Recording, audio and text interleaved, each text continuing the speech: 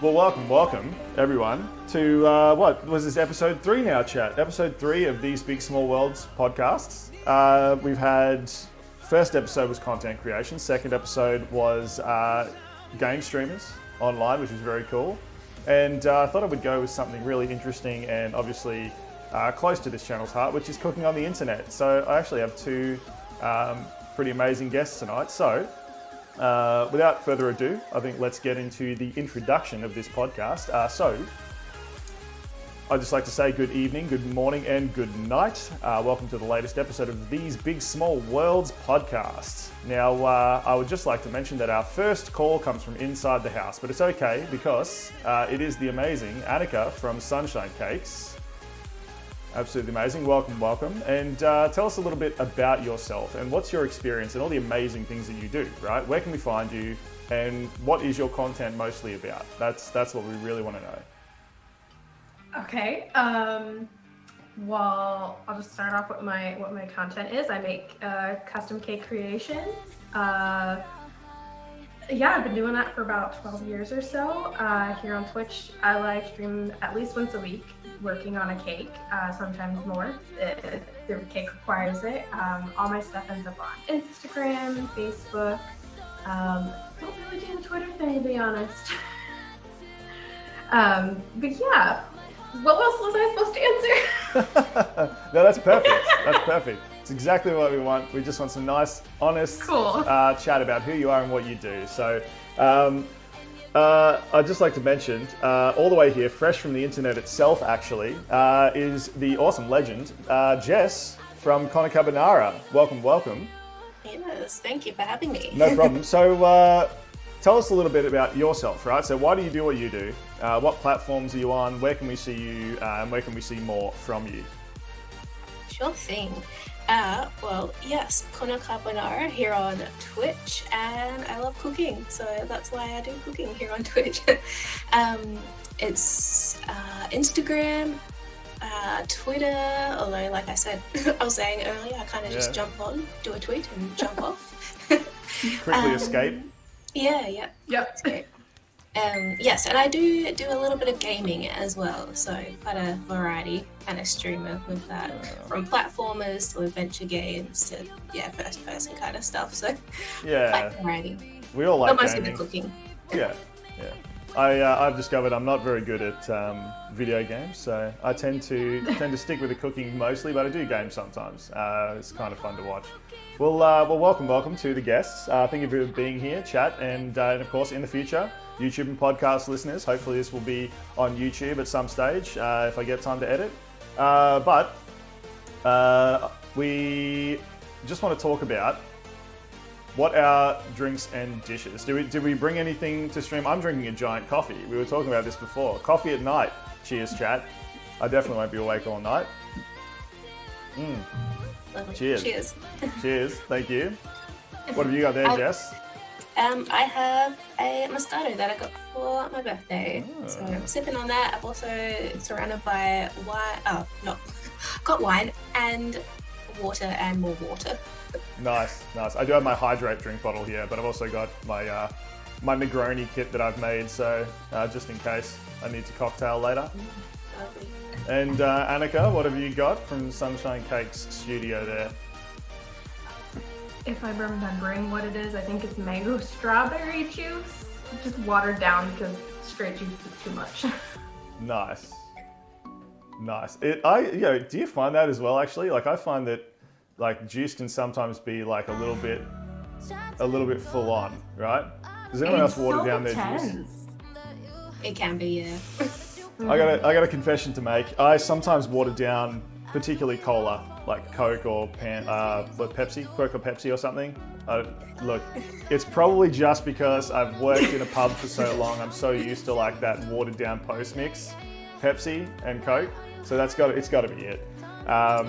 So my confession. I guess I can't judge. Yes, I definitely can't judge because I don't water it down, but I don't really like fizzy drinks. Me neither. I shake them up like crazy. Yeah, and then I wait until they're flat. So yes, flat sodas are the best. Yeah, like a week. I just shake it up and then leave it. Shake it up, leave it. Don't they taste really sweet like that? The whole carbonation is supposed to like. Yeah, pretty sweet. But I only have like a little bit. But same. It's like you little tiny cup of it. It's like a treat. No, well, there you go. Yeah. Well, look, I can't talk. I part of the reason why I water down my soft drinks is because I don't like too much bubbles. So, gosh, we're all 3 peas in a pot over here with our watered down drinks. It's super excellent. Cool. Well, I mean, you're absolutely legends. Thank you very much for taking the time. But introductions are done. We do need to get to the topic at hand. I know we just wanted to hang out all night and just chill and drink coffee and wine, but we do need to record a podcast. Unfortunately, I talked myself into doing this because I didn't have enough to do, and I decided I'd do this. So are we ready for the Online Foodies, Cooks and Creators Stream podcast? Sure am. Ready. Excellent. Well, I have a surprise question for you that I didn't prep you for, which I usually pull this trick on everyone. First question out of the gate. You're all prepared, and now you're panicking. But don't worry, this is a podcast, not a prison. It's become a bit of a tagline for this show. Yes. So I just want to know, okay, let's go to Anika first, right? What's your background? Obviously, like, you're cooking on the internet now, but do you have industry background, or is this something that you learned to do by yourself and just love to do? It's kind of a mix of both. I started experimenting with cakes when I was a teenager, but like when it comes to like professional training, I mean, I took the Wilton courses in America, at least at the Arts and Crafts store Michael's. You can take these little courses that teach you how to decorate a cake, and like kids take them, adults take them. It's very open to everybody. But I took those, and then when I was like 19, I went to Canada for a specific school for cake design. It was called Bonnie Gordon College of Confectionery Arts. So That's awesome. I skipped the whole pastry school thing, so that's not what I wanted, and I went specifically for an intensive 2-month-long cake design course. Wow. Yeah, from there I worked in a bakery for about 2 years, and for about 1.5 years of that I was the head designer, decorator there before getting married and just moving all over the world and making cakes as I go. That is awesome. So you've essentially taken something that you really enjoyed, and now you're sort of doing it all around the world, everywhere you move. Yeah. Oh, that's yeah, awesome. pretty much. That's excellent. And if we jump over to Jess, ConnorCarbonara on Twitch, what about yourself? Do you have industry experience, or is this a great hobby that you've turned into a streaming career? Just an awesome hobby for me. Definitely no experience whatsoever cooking wise. I've always loved cooking. I actually have a project management background. Ooh, nice. And I've been streaming for a year now, like to the week. Woohoo! Which is very exciting. So it's like my 1-year streamiversary this week. Happy 1-year streamiversary. And Yeah. you're spending it hanging out with us. Yeah. Gosh, that's lovely. Yes. We all got our 1 years around the same time. Yeah, I'm pretty sure I'm about 1 year. I can't actually remember what I can't actually remember what like my first week was. I could probably check it. We should do that later. Mm-hmm. But yeah, it will be about 1 year for all of us. Hey, we should have made a cake. If only we knew someone who could make great cake. Damn it. Gosh, I'm gonna have to try to find a friend who can make cakes now. Well, okay. That was my surprise question. I myself am like heavily industry. So what, 20-ish years now, 20-something years. Depends if you count my time as a kitchen hand. But yeah, in high school. Man, I was kitchen, like a chef for 10 years. And then after that, I was front of house. So I've been front of house for about 10 years now. So now I'm running whole hotels. So yeah, just so we all reveal who we are, and I think we can jump into our first question. Now, I did give you guys these questions ahead of time because I wanted to. Some of them are very tough. I'm a tough interviewer. Everyone knows I'm a bit of a hardliner. I ask the tough questions. No, that's why I usually ask chat to ask the hard questions. So first up, are we ready for this? Okay. Let's stay over with Jess from ConnorCarbonara for this one. In your experience, right? A year on Twitch, Yes. and Instagram as well. How long have you been on Instagram posting foodie pics? Oh, a year. Yep. A year as well? Wow, Yes. cool. I've been doing Instagram for a lot longer than Twitch. Twitch was like really difficult for me to get into, but anyway. So, Instagram and Twitch, you've been doing that for a year. Is food and bev content on the internet, do you feel like it's growing, or is it steady, or is it declining? Because I only want to know the answer to this question, right? Because I've just started doing streaming. I'm really hoping we aren't all wasting our time and it's like a dying thing. So, what do you reckon? Oh, definitely don't think it's dying. I think it's growing like crazy. I think the amazing people like Binging with Babish, like Hot Wings, those kind of amazing people on YouTube. I'm just, as soon as I see a little notification pop up that they've got a new video up, instant watching, and so many of my friends are too. I think there's just a wonderful comfort that comes with gathering around food, and I don't think that's going anywhere. I think it's certainly growing. Some of my most favorite streamers, they're food and drink streamers, and it's been crazy to see them just grow over the last year that I've been on, at least. Audrey Enjoys does a lot of food and drink, and she's almost partnered now, which is just like, amazing. Wow. So I don't think it's going anywhere. It's just going up. That's where it's going. It's going up. Hey, if the three of us have anything to do with it, it's gonna be the next big thing. All right, we're gonna take over. No more hot tub streamers at the top. It's gonna be food and drink streamers. It's gonna be food and drink streamers. Hey, Ella's here. Welcome, Ella, and welcome, Smurf. I saw you there before. Ella says the sound is good. Ella is my absolute legend sound tester mod. We have made you a mod now, Ella, so feel free to kick everyone out and it can just be you and us hanging out in chat. You have that power now. You have the sword of power, exactly. All right, Anika, I'm gonna flip over to you then, right? So what's your experience, right? Do you feel like food and bev content on the internet, particularly Twitch, I guess, because that's, Twitch and Instagram is where we all kind of live, the three of us. Steady, declining, what do you think? What's your experience been like? So your question made me think of the perception, right? When we think of Twitch. Yeah. The biggest category is gaming, of course. There's just so many gamers. And I feel like kind of if we compare to the numbers that happen in the gaming community, there's people that get tens of thousands of people who will watch their streams.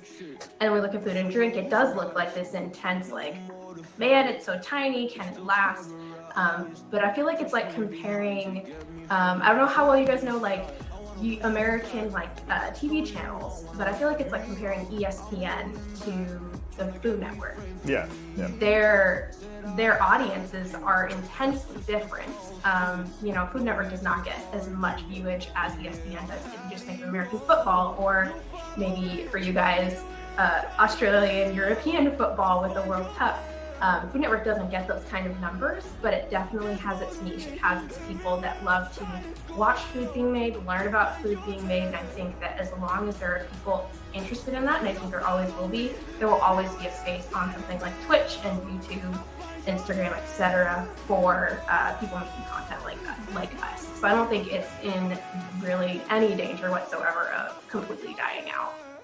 That is awesome. See, I knew there was a reason I asked both of you here. It's just like insanely good answers. Now I know I'm not wasting my time. It's excellent. It's exactly what I wanted to hear. But I mean, for me as well, I think, I've experienced this. I've got a good friend who started streaming basically the same time as us. And I've just hit, 311 followers? He's already over 1,000, right? But he does, these are very good answers as well, says Ella. So he's got over 1,000 people that follow him now, but I still feel like my limited viewers are very engaged, and I don't feel like, even though I've got less followers, that I've got any less engaged of a community. And there's so many people, and we support each other in food and bev. Like, how many times have you seen other food and bev streamers and you get to know them and you make such good friends with them? Am I wrong in my assumption there? I just feel like we're a very tight-knit little community, and obviously there's the rock stars at the top, but what's your take on that? Yeah, totally. I'd say that. I love the little community that I have, and yes, it's smaller than a lot of the big big games. My partner Josh does Guild Wars 2, which there's quite a big following for that, Yes. and that's growing as well on Twitch as well as YouTube. And some of the numbers out of that game is just huge. But when I look at I get the same people come in, which is just amazing, and they pop up at all different times. Yep. Whenever if I pop on, I know they're going to be there, which is just awesome. From all around the world, like Belgium and America and Caribbean, and just I think it's an awesome little community. And your partner, I'm going to call him out, just made just got 1,000 followers. He just applied for an affiliate YouTube.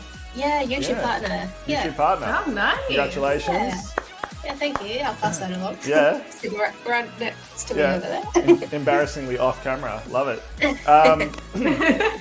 So no, that's really cool. That's really cool. I'm glad that we're all in the same boat. I think it's a really cute community, and we all support each other. So I love the food and drink community on Twitch. Okay, so if we go over to okay, hold on. There he is. Right, shucks, thanks. Here he is. Okay, I'll tell you what. Before we go any further, right? First, we need to shout out our two guests. We got a few people hanging in chat. If you haven't followed, either of these two people who are on the screen right now, I'm gonna do. I can't find. Hold on. I can't find either of you. Hold on. This is super embarrassing. I don't think I can find you in my chat. Hold on. Let me just do a thing here. Oh, yes, There's someone with a sword in chat. There it is. There it is. Hey, there we go. Okay. Ella's there. I can only find ConnorCarbonara. What a cheeky boy. There we go. Ella sorted it out. That is excellent. Thank you very much, Ella. You are amazing. Thank you. I'm not used to having such a cool mod. It's because I haven't spoken in chat yet. Copy that.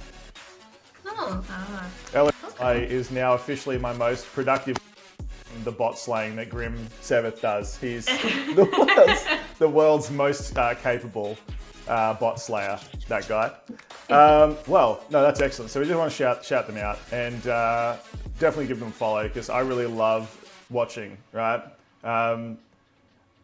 I think it's very relaxing to watch other food streamers. Although sometimes I get worked up and I'm like, I tend to spam in chat a little bit. But your cake streams are almost like ASMR, Anika. Actually, watching like ice those damn cakes. So if you haven't checked out, you definitely do. That's the shameless plug. Let's do a shameless plug for our guest. But if we go back to Anika now, that I've gone off on a tangent as I am prone to do. If I was to ask you, now that we're back on track, what's your favorite part about online food and bev content creation, right? Like what would your favorite part be, I guess? We've talked a little bit about the community, but what do you think? Favorite part of online food and drink streaming? I gotta pull the community card.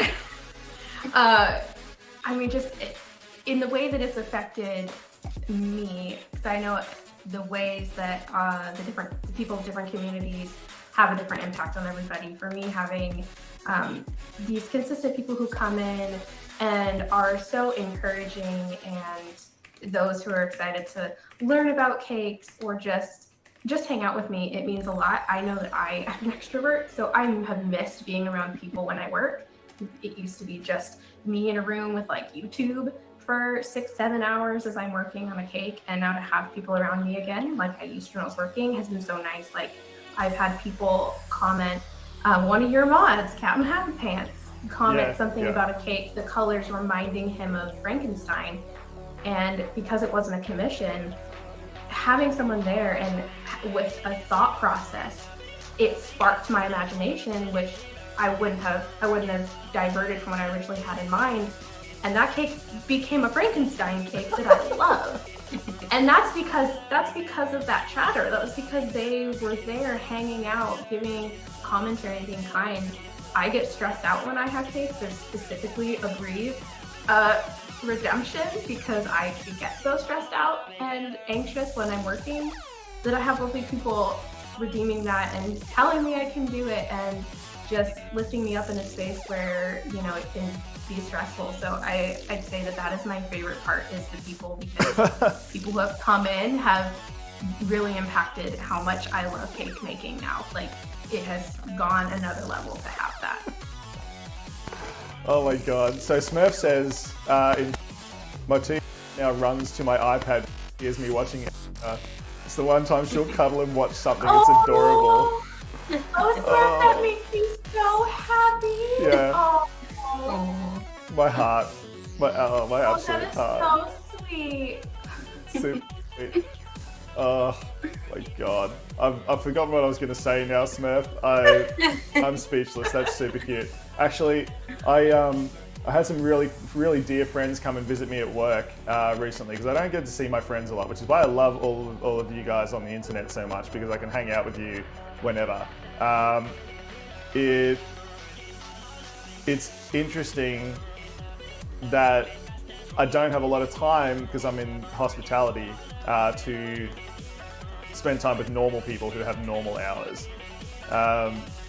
But people on the internet, I can hang out with you guys all the time. And I can't thank you enough for, like, when you hang out and play games with me, you know, and just hang out and chat and stream on a Sunday, because that is lovely. But before we get off track again talking about Smurf's amazing 2-year-old, I need to go over to our second guest, Jess, right? If I was to ask you what your favourite part of online food and bev content is, what would you say? I think we know what I'm going to say. Same answer. Same answer. Yeah, I was trying to think so hard of something else, but really it is the number one. The people that hang out. You heard it here first, chat. It is all about you. That is why we do this, and the other streamers on the call. So it so is. So the people that pop in and just comfort with hanging out with people in the kitchen. It's the coolest feeling to know that people around the world are, like, lying in their bed, watching me on their phone and chatting and hanging out at all hours of the night, as I just get to, you know, make whatever I was going to make in the kitchen anyway. But now I have people to hang out with and chat with, and like you just, like, things morph into making weird things that you know. Sometimes I save meals from the ideas that come through. You know, one time I put in some crazy, like, 10 tablespoons of chili into a chili that I was making for some reason. And then, saved it with some Greek yogurt. All because, you know, some kind, lovely person in chat was like, it's okay, you can cool it down, we can say this, because it was a giant pot of chili. Ooh. Like, massive. Like one of the big pots from Aldi. Yeah. Huge. And that would have been a massive fail. Ooh, that's a lot of chili to waste. Yeah. I've actually got on the side of my fridge where I write my menu and bar list for the day, like for the stream. I write a little prep list on both sides of my fridge. And on one side, I do have a list of, like, weird ideas that people have thrown at me. So stuff like spherical food only, or Philly cheesesteak. One of my favorite ones that I still am yet to make is butter chicken popcorn chicken. So I have an idea for that. It's going to happen. So we'll see how we go. Well, just to keep us on track, before we get distracted about weird recipes, because that will happen. Let's talk a little bit about why we do this, right? So is this something you do as a job, or is it a part-time business, or is it a hobby?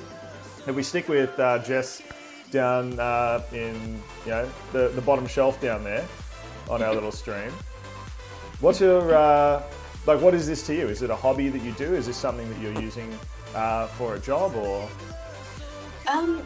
I get the best of both worlds. It's a hobby that I also get paid for, which is just, it's amazing. So I do have my own ABN as part of, doing my own thing, being an entrepreneur, and it just makes it really easy to slot this in tax-wise for the money that I make here in Australia. It's easy to have it that way with a sole tradership. So Yeah, I'm still trying to figure it's a out hobby that I get paid. how to deal with my Twitch income, which is not very much. I don't run ads. I don't really do much. For me, it's just I want to build this community, and my dream actually would be to like have the ability to have a studio where me and other creators could get together and make content and give people that space to launch.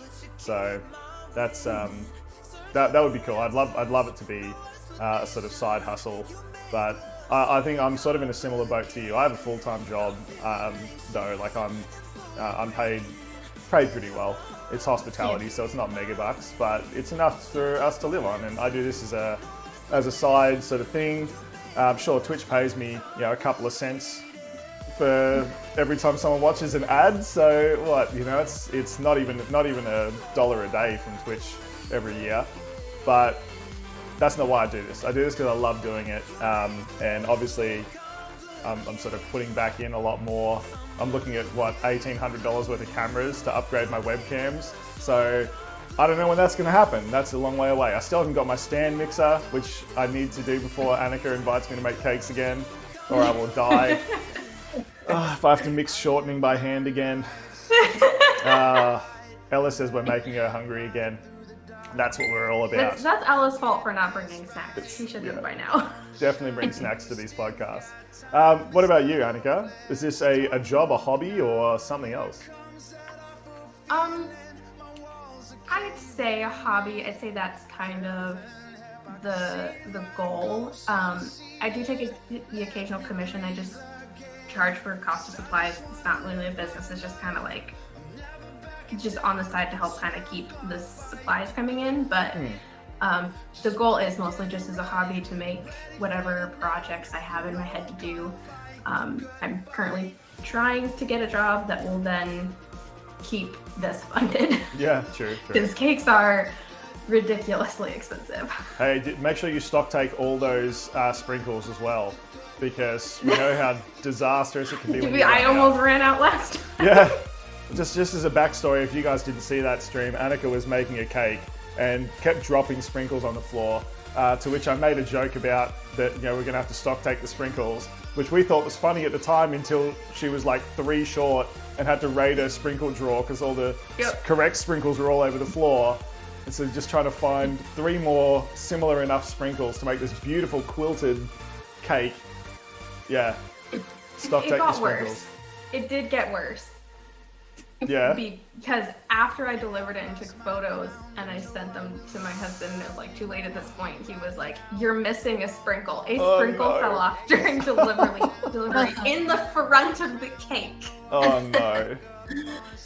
Well, and I also was finding sprinkles on the floor for like a week after that. Yeah, there was a lot of sprinkles going missing. Chat was making you nervous that day. Well, no, that's awesome, and now we sort of know why we do this, and unless you have 10,000 people tuning in, this Twitch thing is, for me, I think is a fun hobby. Not the sprinkles, says Smurf. Exactly, Smurf. Exactly. But I think it's interesting to find out that, about a little bit behind the scenes and like why we do this streaming thing and like what part of our life it takes up. But I just we'll stay with Anika, right? Next question is, it's a big one for me, okay? And you've both heard me talk about this, and everyone in chat's heard me talk about this, but I mean it when I say it. How long does your setup and pack down take? Because producing this content, like, is it a fast process for you? Or, like, I want to know, am I an outlier here, or how long would you say it takes, Anika, to put up yours and pack down your setup? I'd say there's kind of twofold. There's the tech side, and then there's the prep side of like the ingredients and the cake and everything. True. So when it comes to the cake prep and everything, that can take up to 2 days. We're not making counting all that. The cakes, making all the fillings, yeah, that doesn't count. But tear down with the setup and tear down the electronics, like hardly any time. My phone is my camera, like we were talking about earlier. I just unplug it, walk away.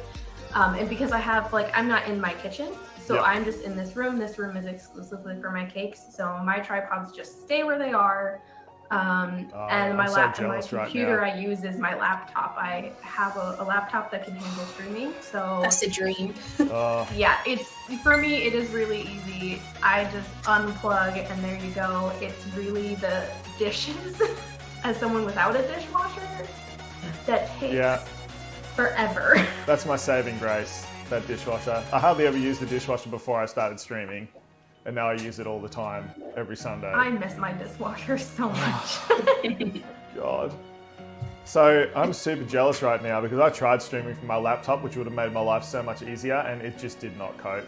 It was actually mostly we bought a new laptop recently, that's why. It was mostly the internet part of it, not necessarily the laptop. It just could not cope with not being able to plug in, and it's a very minimal laptop as well, so it could not cope with being able to plug in, not being able to plug into the internet, just using Wi-Fi. It kept dropping frames, so now I just moved my entire computer out of the office and 2 big balloon photography lights and 3 cameras. So yeah, I reckon it's got to take me at least half an hour, 45 minutes to get everything ready.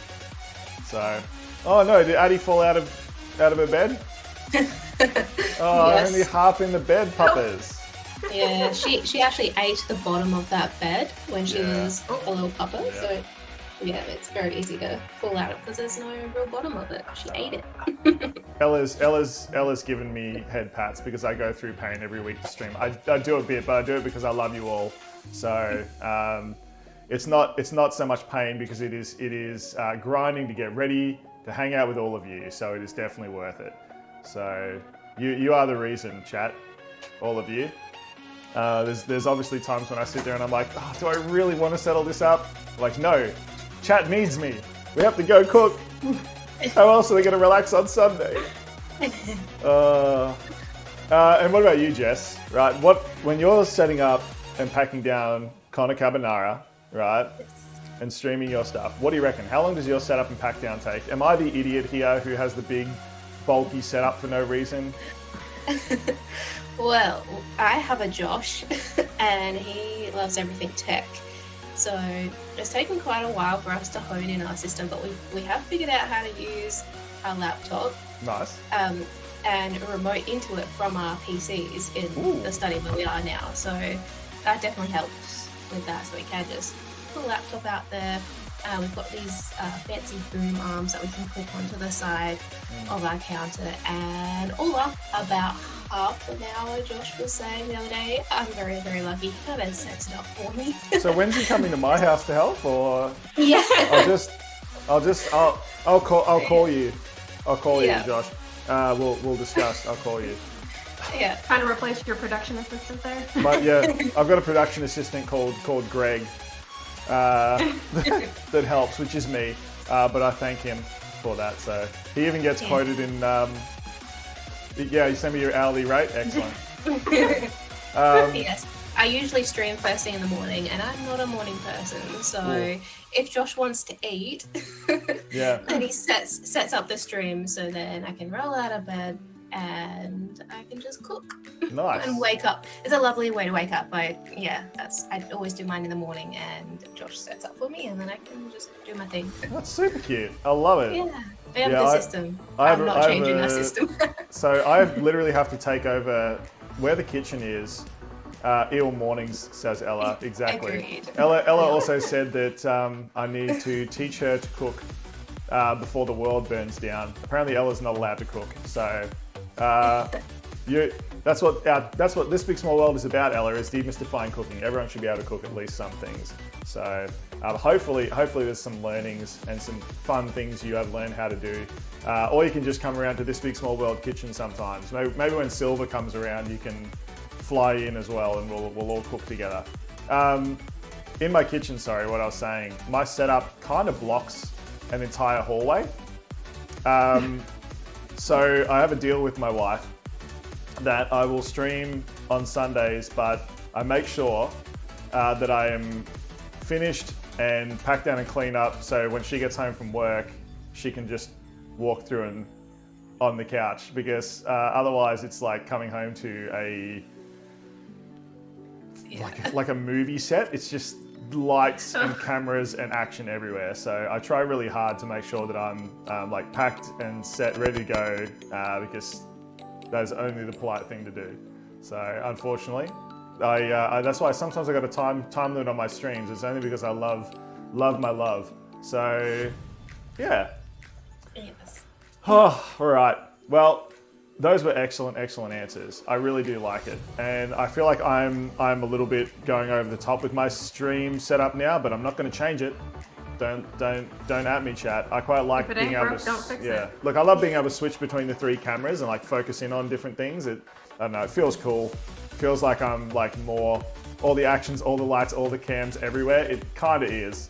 I'm not joking when I say like 3 cameras plus the 2 big boom lights and a front-facing light and lapel microphones. It's all over the shop.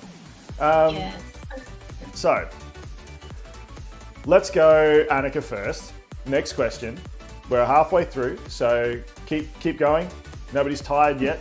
I've got coffee, so I'm pumped. I know it's like picking one of your children, right? But what is your favorite piece of content you've ever made? And that can be a physical dish you've cooked or a stream you had that you really enjoyed. Tough question. Does it have to be something that was made on stream? I will defer to Jess in the bottom screen. Does the content have to be made on stream? Drum roll, please. No. Okay, we have an answer. It is no. You may So pick it's like, one. I have 2 answers. Yeah, so do I. Share my both favorite- answers. Okay. Yeah. I'll start with in stream then. Deal. My favorite. Basically, I'm picking favorite cakes. I don't Yeah. have necessarily a favorite stream. But in stream, I would say it's probably the first one I ever made. It was Ooh. over like 3 different streams, but especially finishing it, that last third stream. So I guess it is also a stream. That first cake, that was finishing that cake. I got my first raid. I had the most people. Like, it was my 3rd stream, and I was rated with like 120 people. Wow. It was insane. That's awesome. To say that I didn't know what to do was an understatement. But it was just, I think that really ignited and got me excited, and Nice. wanting to continue. And that cake was a cake that I just designed for fun and decided to do, and that really sparked wanting to keep creating what I want to create and not just what other people want. What was the cake? Do you to mind build me my asking? skills. So I call it the bee cake. It is on my Instagram. Your and Instagram. everything. I've I'll seen show it the on bee here cake. and I'll describe it. Yeah. But it's got bees on it, for those who are just listening. It's got flowers on the top, it's got bees on the side, and honeycomb out down the bottom. God, that's and they're good. hexagon shaped. So excellent. Yeah, and they have a lot of corners. If but yeah. hey, do you want to share? I think you'll be able to share it in chat, Anika. But share a link to your Instagram, because people need to be able to see all your cakes, because the cakes you make are so excellent. I kid you not, they're amazing. And while you're finding that, I'll go over to Jess. Pick one of your children. First answer. So we'll go back to Anika for her second answer. But what is your favorite piece of content you've ever made? And you said you had 2. So. Yes, I have 2. One, yes, on stream, answer would probably be, when we ticked over 250 followers, I made 250 mini quiches. Ooh. And that was quite the challenge. I definitely underestimated it. It's a lot. Yeah. It was really, we love quiches. We love them, and it set us up really well for the next like 2 weeks of breakfast. It probably should have lasted longer than that, but they were delicious. It just took a very long time, and it was a battle of just my sheer tenacity to get through that. Yeah. My gosh. So Yeah, that's probably the on-stream favorite piece of Nice. content that I made. all right, so back to Anika, right? What's your favorite second piece of content? So this one would be my absolute favorite. Beats out the bee cake. Wow. Close second was my best friend's wedding cake, but that does not win. Sorry, It best would friends, be- your wedding was only second. Sorry, Natalie, I love you. Sorry, Natalie. But it would be a It is a cake that was made to look like stained glass windows from my last church that depict the relationship between the Royal Air Force and the American Air Force. Wow. It was for a chaplain who was leaving. It was his like farewell cake. It took a week to make. But it is like, there is a photo, one of the first ones on my Instagram is that, like that link there. Wow. But yeah, so this one is definitely my favorite. I'll just show you guys real quick. You can zoom in and see that those are the same panels. Wow. But yeah, I'd say that one's probably my favorite, and honestly, it probably will always be. People who actually look on that link and see that first one will see the guy was actually made for. He passed this weekend over Easter. So no, I'm so sorry. It's a very special cake for a very special person. So. Yeah. Well, it's lovely you have those memories with them. So I'm sorry to hear they passed, because obviously they meant a lot to you. So yeah, glad the memory will live on. And yeah, thank you to what was their name? Her name was Ronald Reagan. Excellent. Well, not president, but Pastor Ronald Reagan. No. Thank you. Well, Jess, what's your second piece of content? So mine's not actually a food-related piece of content. I took this to mean just any sort of content that I've created. So I'm clearly obsessed with my doggo behind me, and she has her own Instagram. And there's one video that is like my happy place that I just go back to and I just watch. You know, if I'm not feeling well, it's just beautiful. It's a video of Addie crawling up into Josh's lap, and they're staring right at each other. And then he just leans in and touches his nose on her nose. And then she gets all excited. And then she does the same thing back to him and like boops him on the nose. And then she goes in for a cuddle, and it's the most beautiful thing ever. And it's got like over 1 million views on Instagram on her own. That is so cute. Yeah, so that's my favorite piece of content that I've created. It's just gorgeous. It makes me tear up every time. Genuinely, that sounds familiar. I think I may have seen it. Because that sounds so familiar. Yeah, it's got something like 1,100,000. So it's crazy. It's just it went absolutely bonkers. Famous Addie. This is the real star. We got you, chat.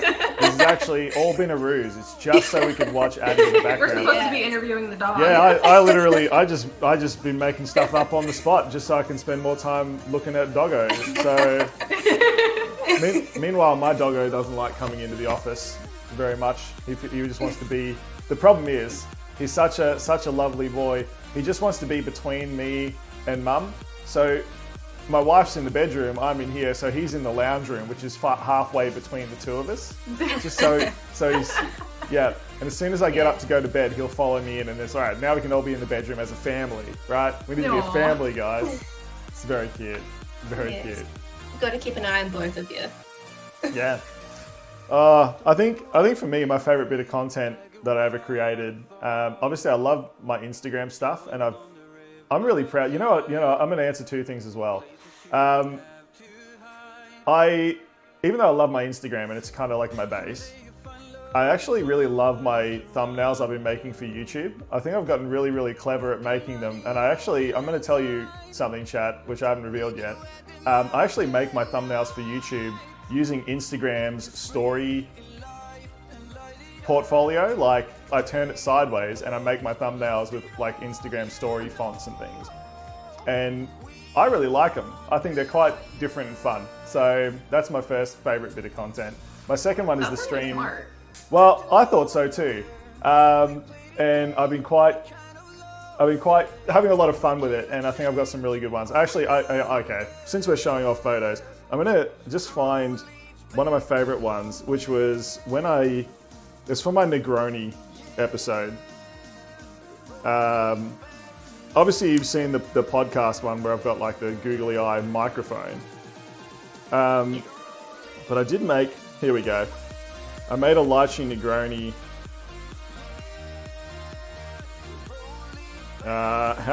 Hold on.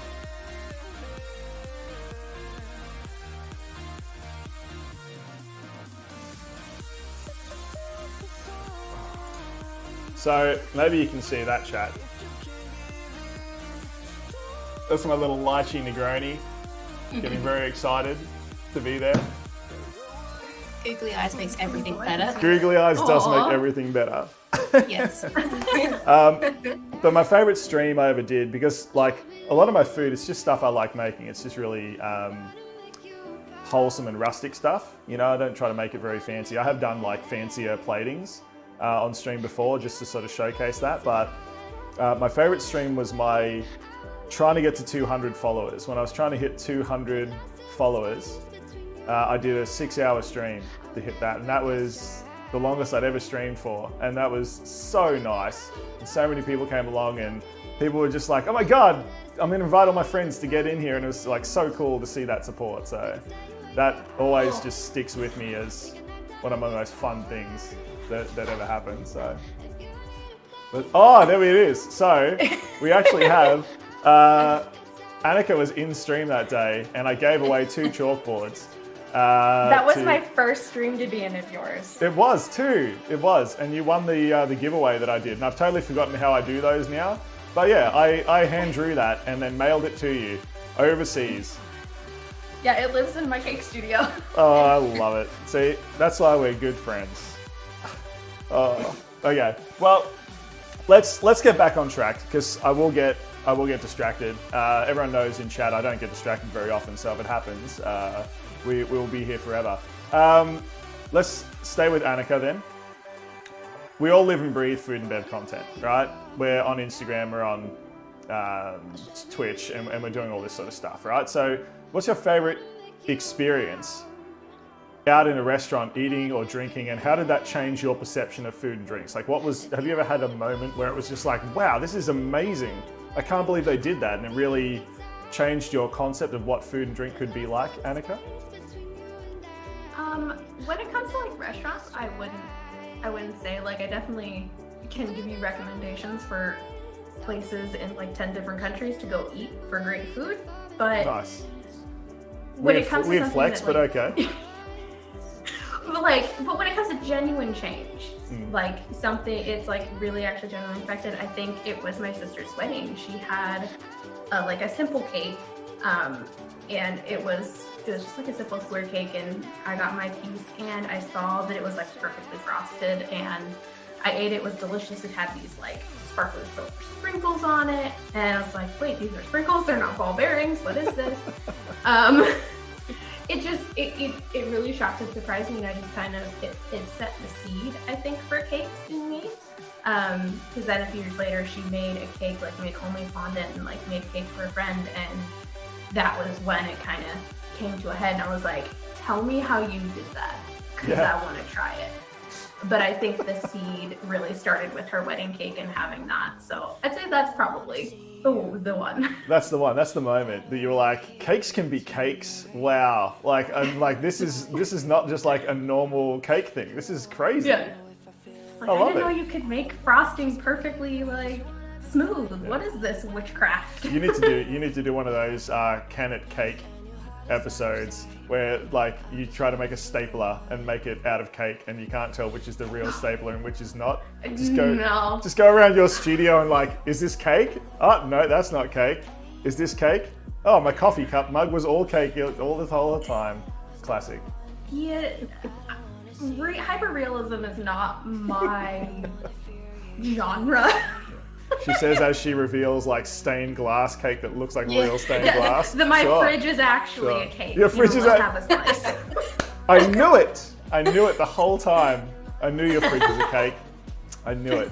I can't believe you actually got a cake that refrigerates real things as well. That is next level commitment. Well, Jess, ConnorCarbonara, Jess, right? Yes. What about yourself? Did you have an experience in a restaurant or venue, eating and drinking, that changed your perception of food and drink? Oh, I did see this question pop up, and I've been thinking about it a lot and trying to reminisce. And there was a time I actually went to South Africa for uni as part of a entrepreneurship subject, and nice. I got very, very unwell at one point.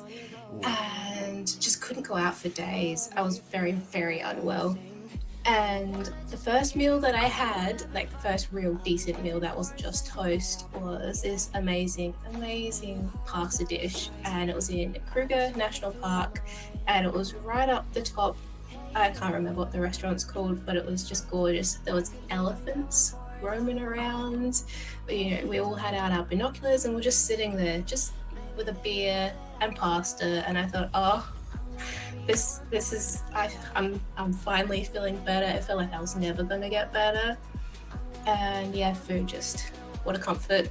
I was instantly like, yep, that even if I get a bowler, I'm good. That was during the times of the bowler. Right, like, true, yeah. Is this that? But it was not. No, thank goodness. I was like, you know what, I can rest easy. Well, I'm glad you're still here. There's something about that first meal. Yeah, the first meal when you're like really ill. Yeah, and especially away from home, and my first real trip overseas and getting really, really unwell. It was just, I was like, yep, this is nourishing my whole body and my soul. It was just, yeah, I was right back to feeling just at peace again with my. You know what? I have like a similar experience. I just made like a proper Italian ragu, like a traditional ragu, and for me, like that sort of bolognese or ragu style Italian dish, it just feels lovely. But I think if we want to talk about food that's influenced us, right? My grandma, and I did mention this on a stream before, but my grandma, she cooked some amazing dishes, and she really was from that era where everything had to be,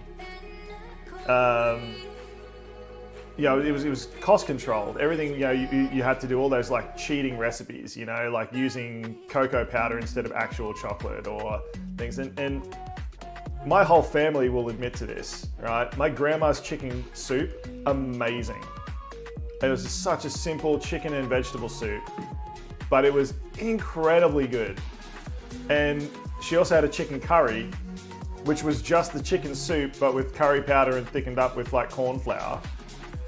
And that was a chicken curry, and it was just always on at grandma's house. And Anzac biscuits, she always had Anzac biscuits. So I think my grandma would be like my food moment where I fell in love with food. And also my dad, I'm just gonna call out my dad, because my dad was such a great cook at home, and he taught me how to cook, and he let me cook in the kitchen with him and taught me, and from a young age, trusted me enough to cook for my sister and my dad, and like dad would be at work late, so I would cook for my sister.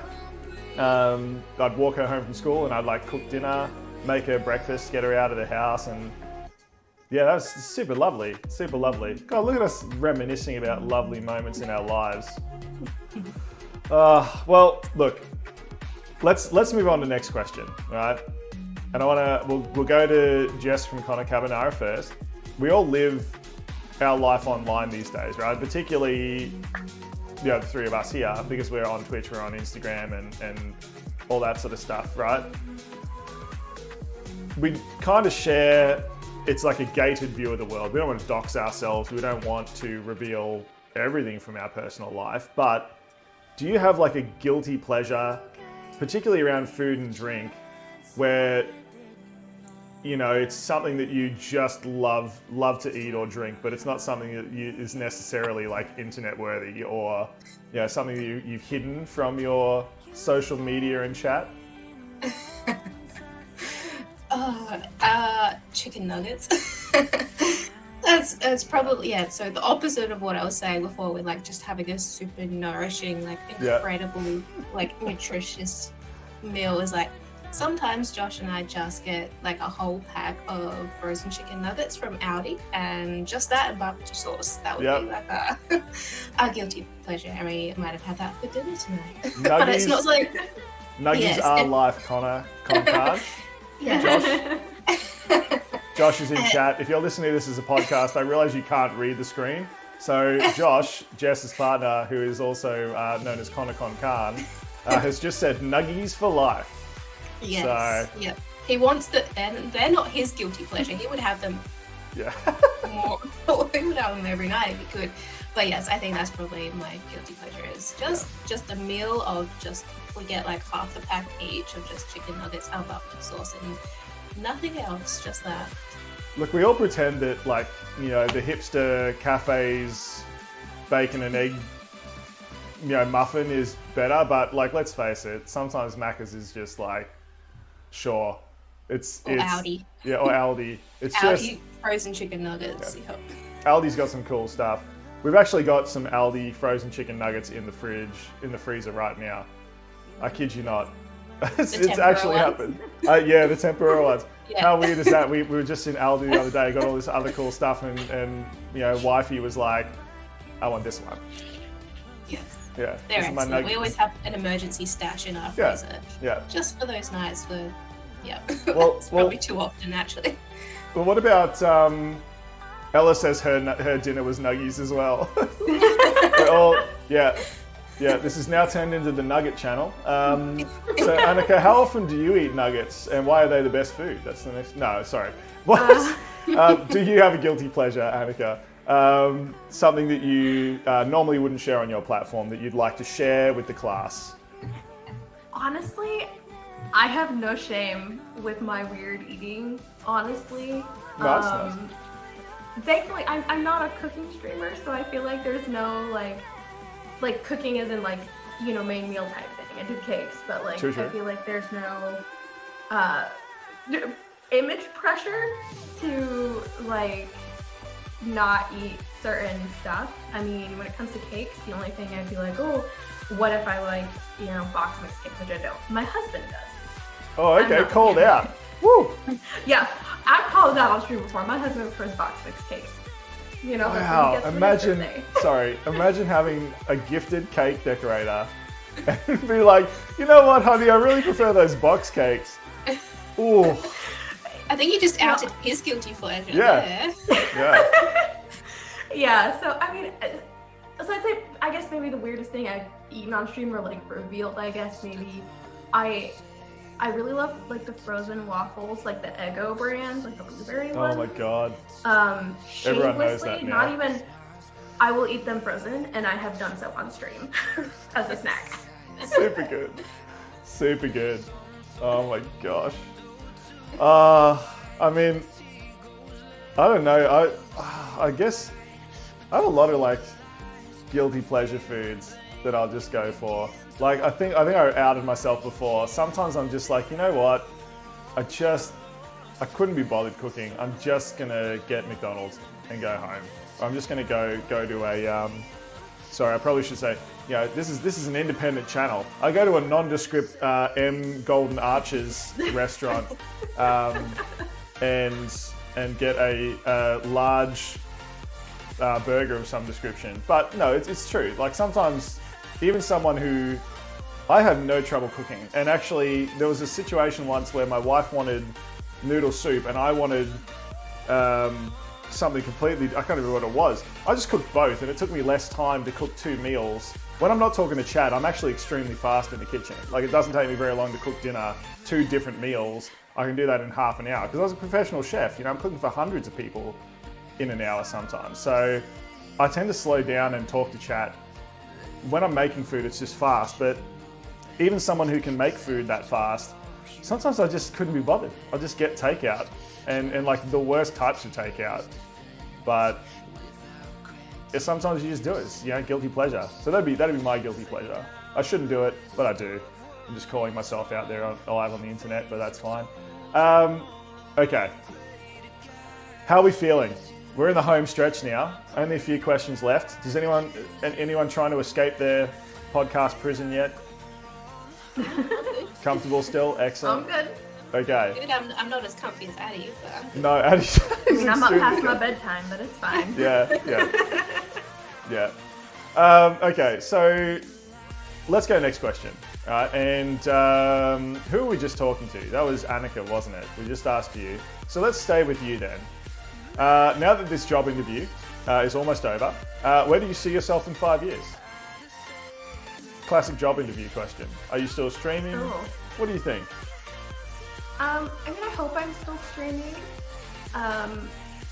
but I can't imagine it because with my life of moving around a lot, 5 years from now, I might be moving to a third location from where I'm at now, just depending upon my husband's work and what places take us. So I literally have no idea. I hope I'm still streaming and making cakes, but what that'll look like if I'm in a place with the internet to do that, I genuinely don't know. Well, I will send you the internet in packets in the mail if you end up in a place with no internet, because I'm not letting you drop off the internet. You're one of my bestest friends. So we'll have to I'll just have to rely on the Starlink. Yeah, Starlink, of course. Well, no, that's awesome. And Jess, what about yourself? Right, this is one of the last questions in this job interview. Where do you see yourself in 5 years? Yeah, definitely still streaming for me, for sure. I love it. It's such a fun way to meet people, and yeah, I'm not working my 9-to-5 job anymore. So Josh and I are working from home, which means that we don't get out a lot. So it's nice seeing friends on the internet and meeting new people that way. So definitely still streaming. Yes, in 5 years' time, and I'll probably have another dog. That's aim, because I saw this question pop up, and I said to Josh, "Oh, that's a big question. Where do I see myself in 5 years?" But yeah, I feel like I've got to wear a business suit and a tie when I ask that question. It's a very, but I think it's an interesting one because you get very varied answers from people. I can't honestly. There's so many. Yeah, flashbacks to job interviews, says ConnorCarbonara. Josh is in chat again. He did get triggered when he read that. He's like, oh, what? Well, listen, I am a general manager, so I'm used to asking these sort of questions. I actually think in a job interview, that's a really lazy question. And I spend most of the job interview just talking general things with people, because I'd rather find out who a person is as a person rather than what their experience is, because I can teach experience. It's hard to find people that are really gonna be the right fit for the venue, and hopefully in 5 years myself, I will have progressed, and I'll hopefully be helping to run a group of hotels, or maybe I'll get my little brain going. I've always got lots of side hustles going in my brain. I'd love to have a hospitality consulting company, to help people start hospitality businesses, or to help fix businesses that might be struggling. The problem that you've got there, and I don't know if, since you guys aren't really in the industry, you might not get this, but the problem you have with hospitality consulting, and the reason I haven't done it yet, is because the people that have enough money to know that they need help, they've got enough money to hire a big firm or just throw money at the problem, right? And the people that are at the other end of the spectrum, they struggle alone, and they don't reach out for help, and because they think it's all going to be too expensive. So there's a real sweet spot in the middle that sort of small scale hospitality consulting would work. It needs to be people that know they need help and are willing to admit it. But yeah, very, very difficult. So I don't know how that business model would work, hence why I have not done it. But hopefully I would love to have this stream being able to support other small creators. That's my dream. I'd love to get to the point where I can say, hey, this person's awesome, let's help them and bring more friends into this fold. So yeah. And we'll stay down here with Jess. If money wasn't an option, right? So if you decided tomorrow that you are going to dig up that pirate buried treasure you have in the backyard that I'm being told I shouldn't tell people about, sorry. What would you build, rent, buy to make your content dreams come true, right? If you could have content creation dreams, what would you do? Oh, well, now I want a cake room. I would love that. Something that's set up all the time. That'd be awesome. Yes. But I've been thinking a lot about putting a door on the study. So when I do, gaming streams in particular, I would love a fancy bookcase, hidden door, so I could just shut this off Josh could be out, vacuuming. So you're locking him out of the studio, okay? Yeah. Gotcha. Yeah.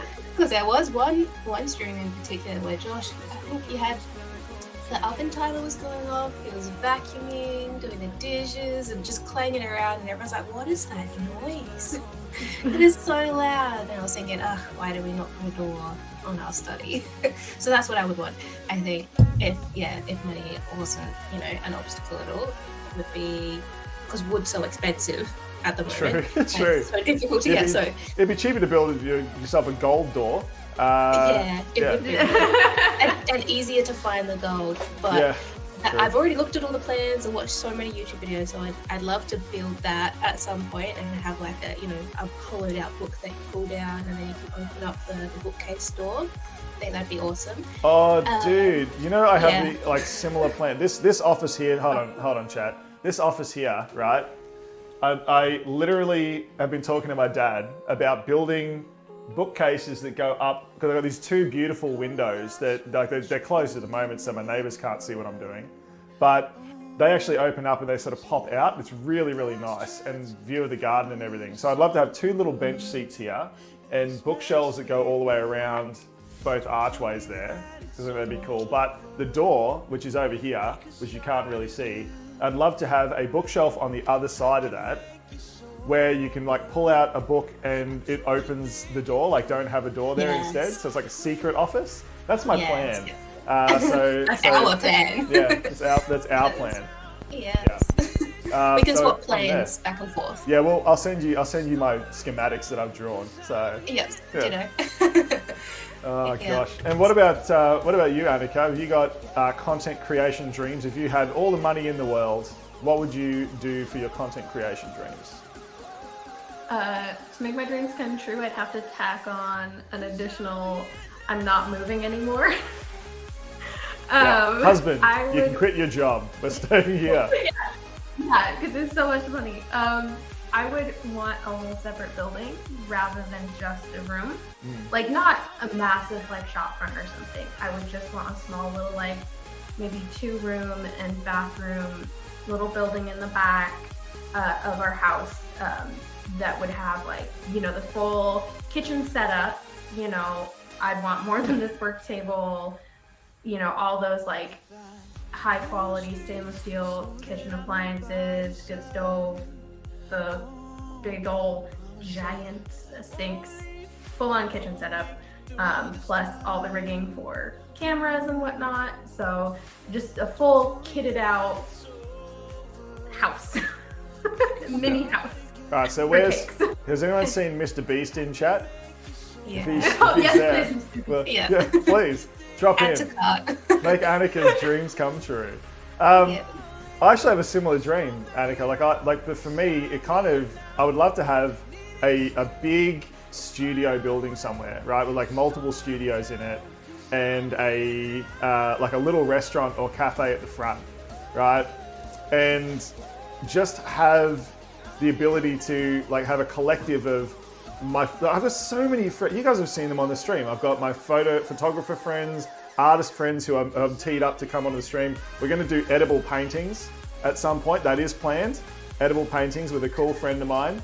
But just be able to have a studio where different creatives, musicians and photographers and videographers and streamers and writers can get together and make YouTube videos and make streaming content, websites, all that sort of stuff, and have that sort of collective creative space with offices and amazing streaming setups and all that sort of stuff. That honestly would be it. And then we could just, I feel like collaboration is such a good thing in this space. So that would hopefully create a space where everyone could get the best.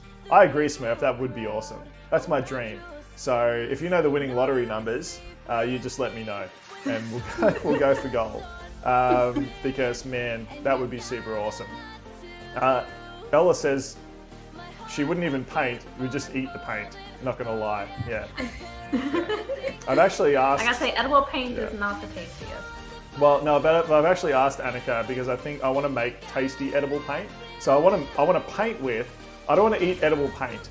I want to make things like ganache or like a white chocolate sauce, or like I can make like a caramel sugar syrup with, you know, dissolved candies in it for different colors, and do like the speckles and things.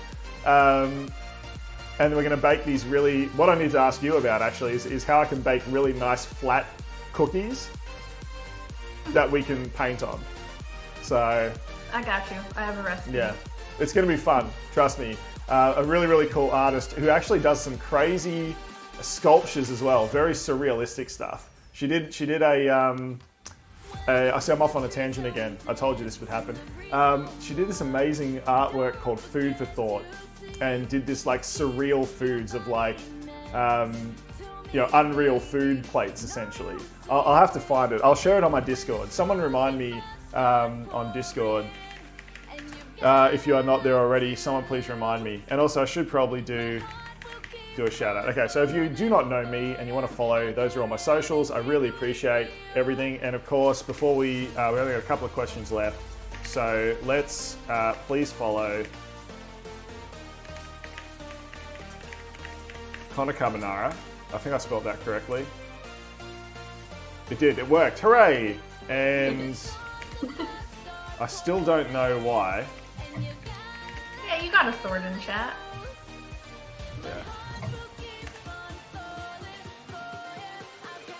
Okay. I could ask Ella. Sorry, Ella. Again, I'm not used to having such a competent mod in chat who's hanging. Honestly, it is your job. You're also a very, very good emotional support wolf to all of us. Ella is excellent, by the way.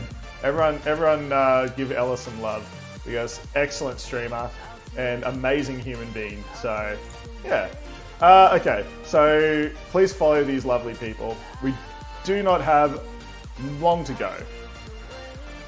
Last question. Chat knew this was coming because it's always the last question. Let's start with our newest friend on the channel. First time appearance. It is Jess from ConnorCarbonara. What is your favorite food/drink items to eat or make? Something pasta related, I think I just have to say, don't I? Pasta is good. Yeah, pasta. You were talking about your grandmother before, and it got me thinking about my grandma, and I guess, yeah, I tried recreating her famous chorizo pasta bake. Ooh, a few different times. She passed a year ago, and she left me all of her cookbooks because she was a fantastic cook.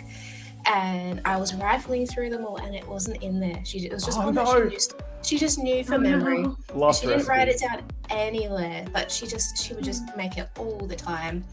So I've been trying to recreate it, and dabbling with coconut milk and tomato paste and all the different flavors that I could remember. So I think I've done that in two streams now, and then off stream a few times as well, trying to perfect it. But I think that's my favorite thing to try and recreate is my grandmother's recipes, especially pasta-y ones, because she was big on pasta. Yeah, I think pasta is just a wholesome food. It just, like you said, feeds your soul. Pasta just feels good. And I'm actually going to get a pasta maker as well. I know I've said there's like 100 things I have to get, chat. So please bear with me. I will eventually get them. But no, look, I just think pasta is amazing. And you're talking about like those sort of home cooked meals. I just remember like my mum making these amazing like tuna bakes, and they're just so simple, right? It's basically mac and cheese and tuna. It's just so good. Thanks, Mum. Those were excellent, by the way. Excellent. Anika. Excellent. That should go all right for an end. Grim Seventh would like to know, how does one not burn eggs? I'm going to throw that to Jess first. How do you not burn eggs? I Google how long do I cook said egg in whatever way I want to cook it. Just to double check. Just double check with Google. It just saves you a lot. Yeah. A lot of burning. Nice. And Anika, do you burn eggs or not? I'm allergic, so no. No. You charcoal eggs. Yeah. Mate, I got to tell you, Grim, I actually, in one of my first classes in culinary school before I became a chef, one of the tests that they give you is how to cook an egg, and you are not allowed to have any bubbles, like fried egg in a pan, no bubbles, no brown bits. So you have to fully cook an egg without any bubbles and no brown pieces. And it's all about temperature control of the flame and making sure your pan is like right in that sweet spot where egg protein will cook at about 60, 70 degrees. But any higher than that, it'll start going brown or bubbling. So it's, yeah, really, really, really crazy. I would say very low heat, Grim. Very low heat. Or you could always boil your eggs. They are guaranteed almost not to burn that way.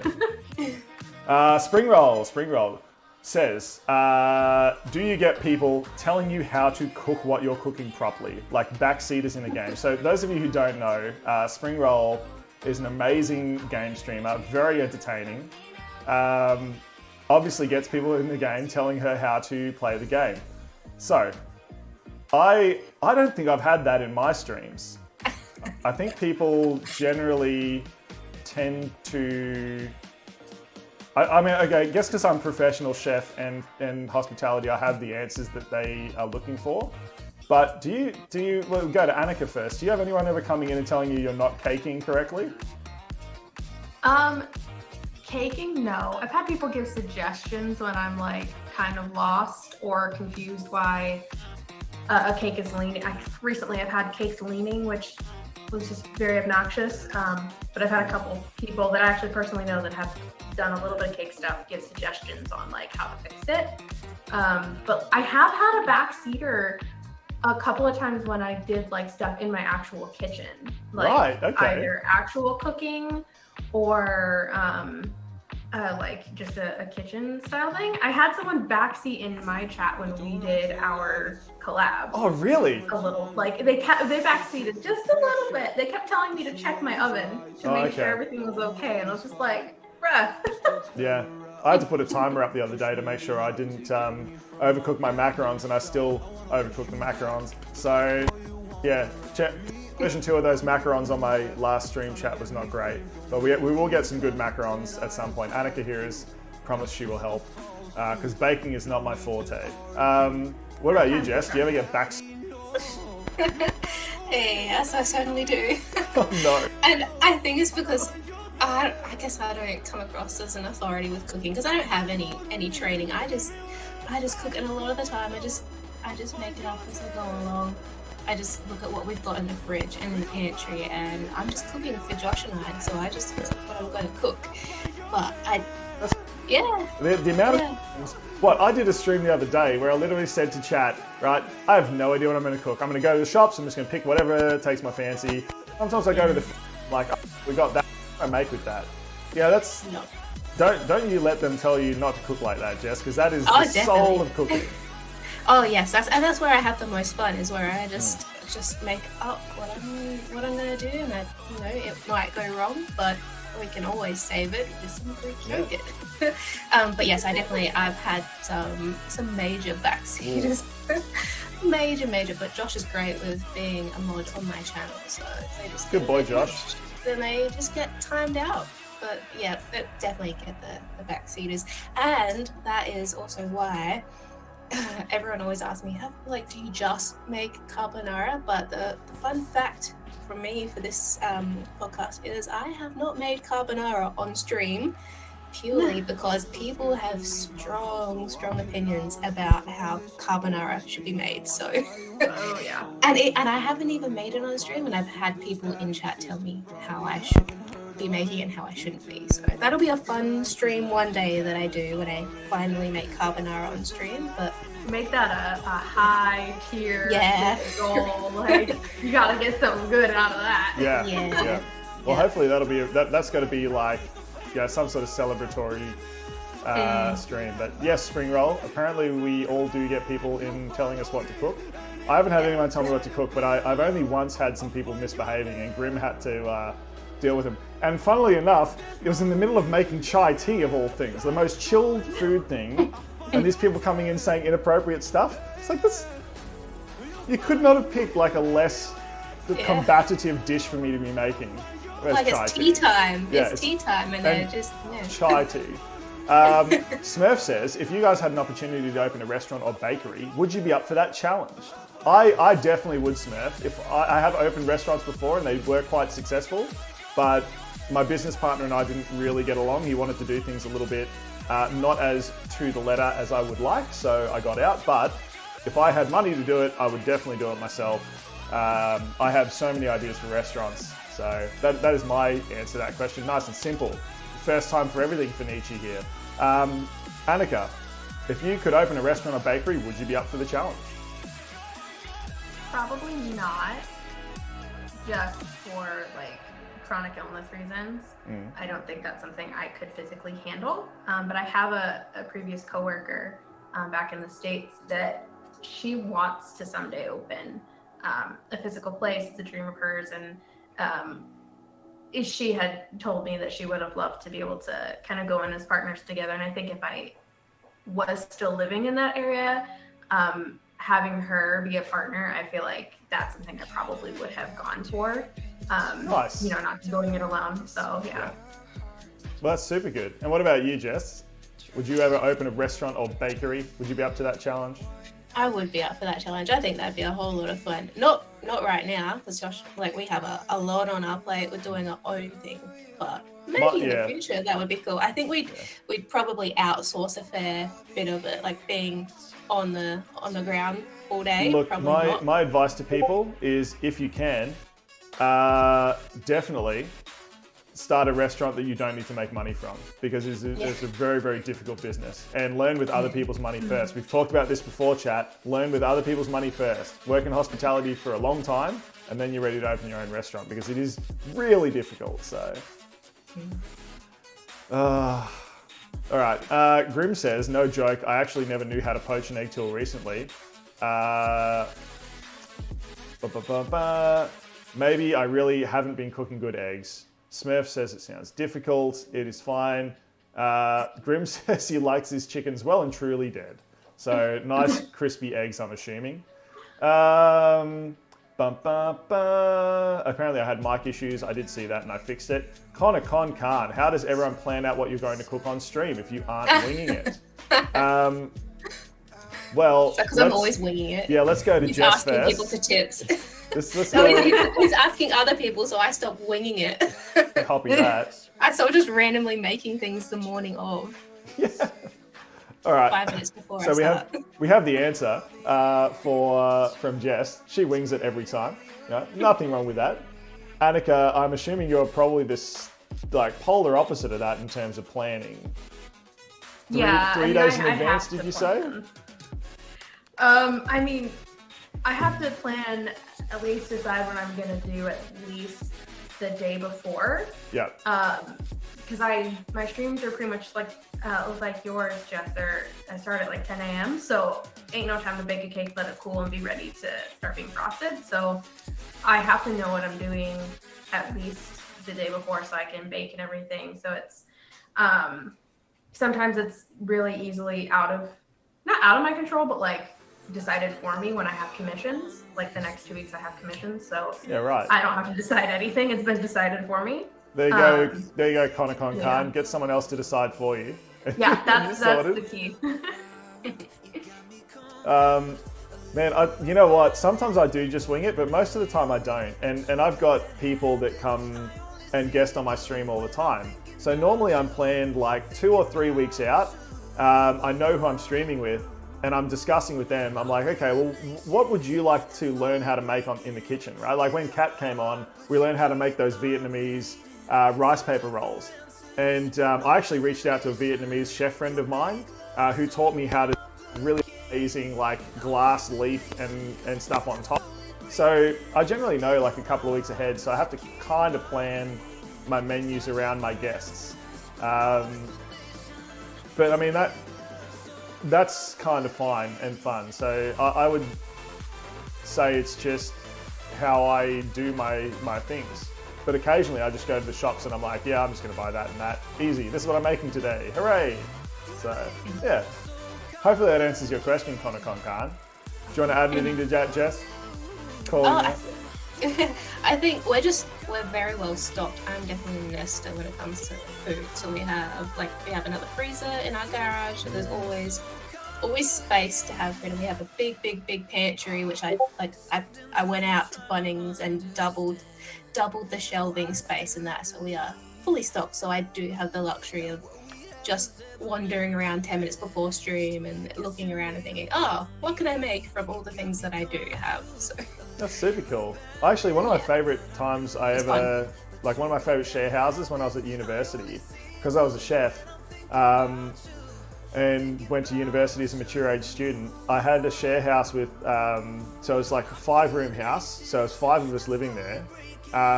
And we just all put the same amount of money into a shared account. And I said, okay, look, that'll pay for the rent and the electricity and the internet,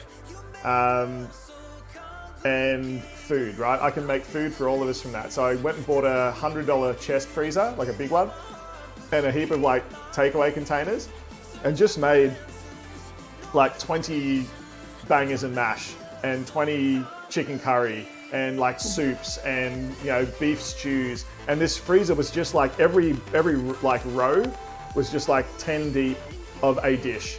And so the boys could just go to the freezer anytime they wanted and just go, oh yes, sweet, I'll have one of those. And I would just go shopping every couple of weeks and just do a full day cooking. Just meal prep for 5 guys and just in the freezer. That was super fun. Really cool. Yeah, that's awesome. That's what I do, but for Josh and I. That's the way to do it. Nice. Spring Roll says backseating even when making tea. Laughing. Yes, Spring Roll, it does happen. Even making chai tea, we had people being idiots. Grim says F those guys. They were very inappropriate. The only time Grim's had to ban a normal, regular human being that wasn't a bot on my channel. So I count myself very lucky. I tend to be pretty chill. Maybe I just don't attract that sort of crazy person. Smurf says, I think this is pitched at Anika, how do the commissions work when it comes to food? Well, for me, it's basically...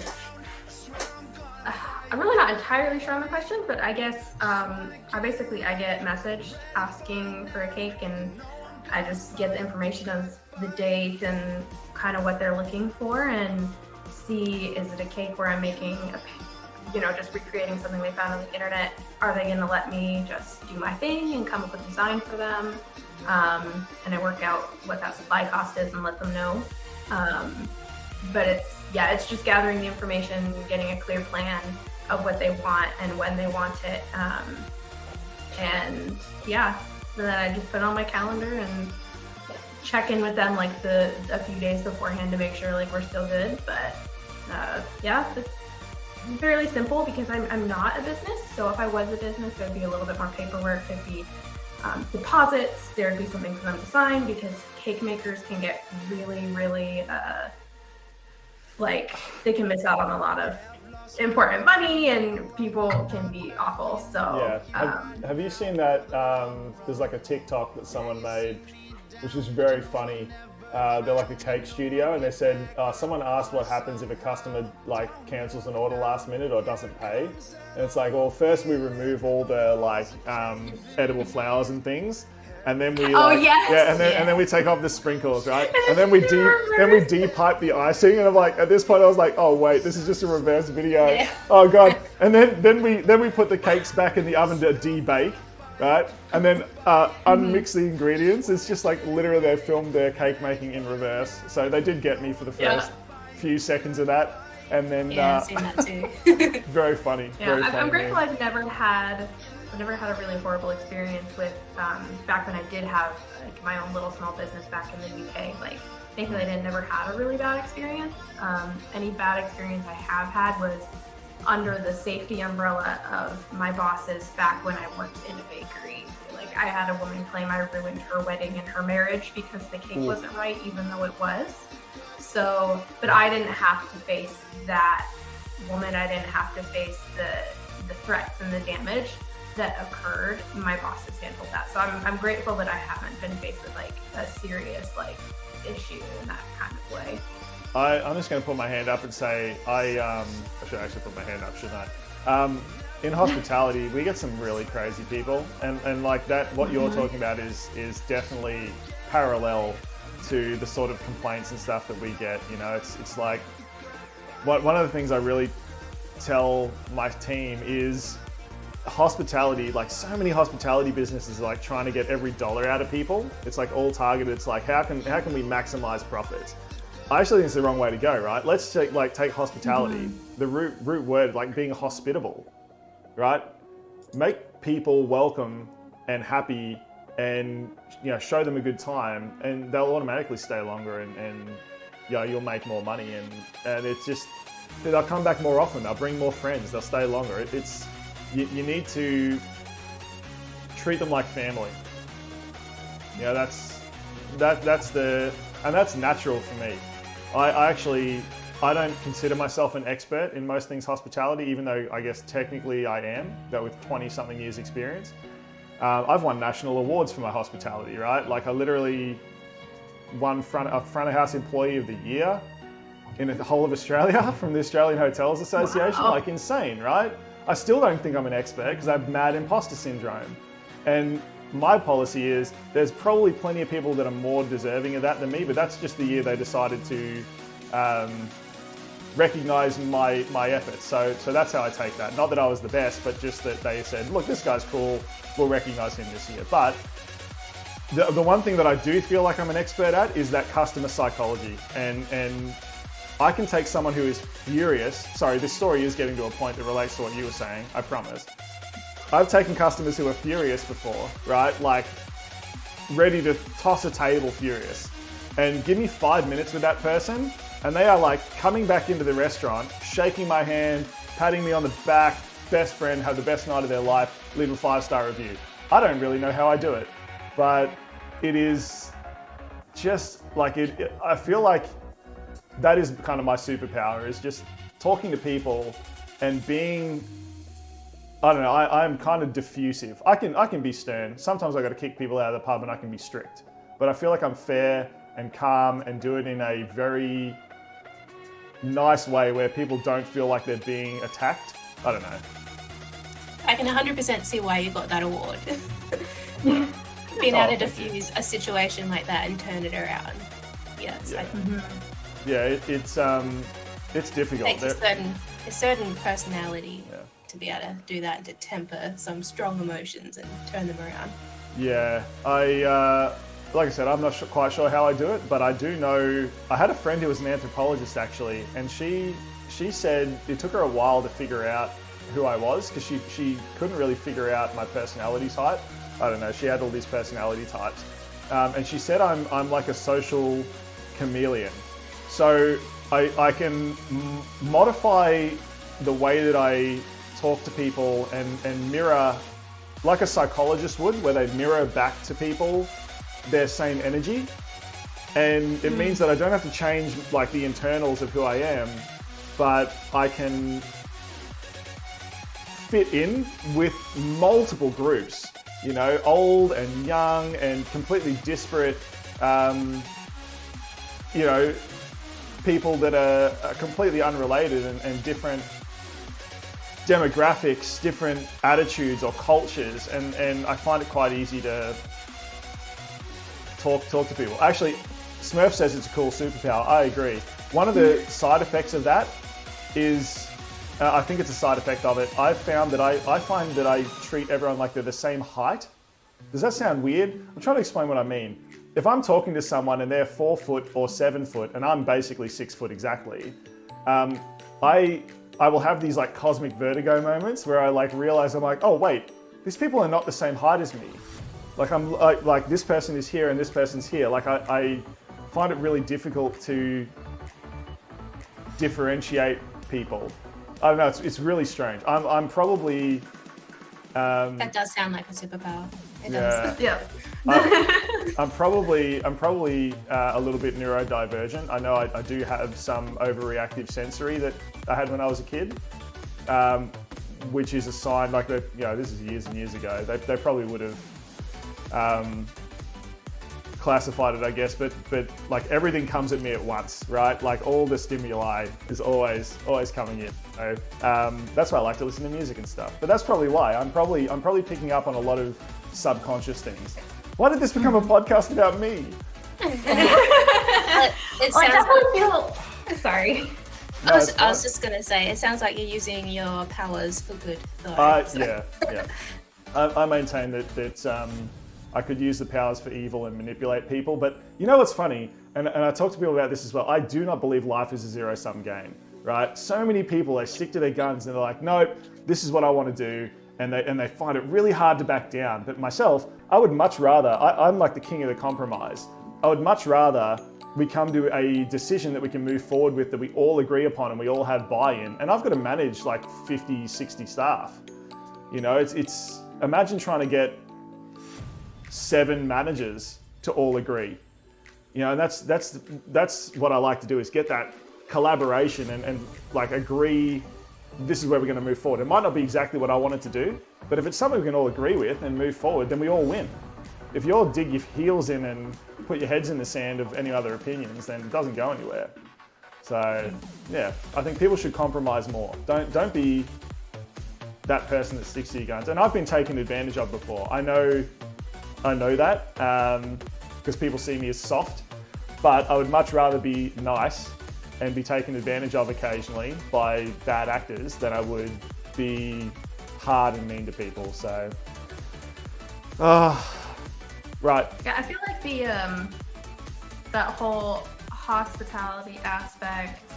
I mean, you and I have worked in actual industry, but I mean, just in general, to cook, it just welcomes a hospitality kind of mindset. If you're wanting to stream and cook, you've probably got that hospitality mindset. I know at the start we talked about like community, and it's about chat, and it's about that connection, and it's about wanting to connect with chat, to give them content that they can enjoy and love and can affect their lives as well as how they can affect us. And I feel like there's a tie-in there, and I think that's what also really makes the food and drink category just something a little extra special, because I think that hospitality mindset, that connectivity, is just that much stronger already in us.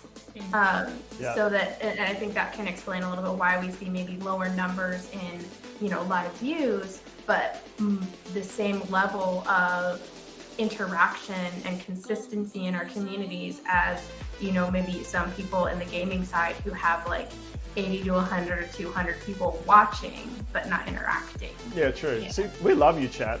You're amazing, right? This heart's for you, right? In chat, all for you. But I mean, like, okay, I have a quick off-the-cuff question.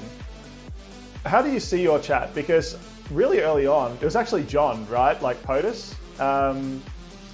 I was talking to him about it, and it really made me realize how my chat saw me, and it really changed my trajectory quite early on, because I was trying to be like a real cooking show style.